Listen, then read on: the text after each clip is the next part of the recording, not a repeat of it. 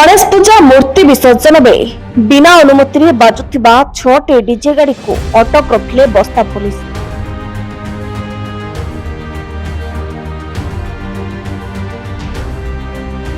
सरकार डीजे बजाइबा उपरे कटकणा लगाइथिबा बेले बेआईन भावरे सरकारी नियम को बेखातिर करी बाजुथिबारु अटक करिछि पुलिस।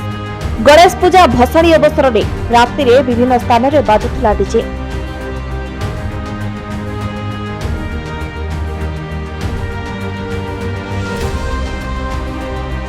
बस्ता थाना अंतर्गत पत्रझड़ा, गांधी छक, मथानी, गोड़ीखाल, चंदनेसिया अंचल डीजे जबत करिछि पुलिस।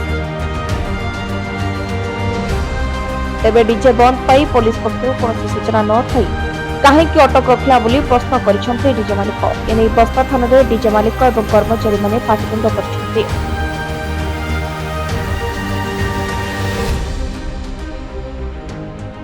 जलस्वरू अजित दास को रिपोर्ट, गीतांजलि न्यूज ओडिया।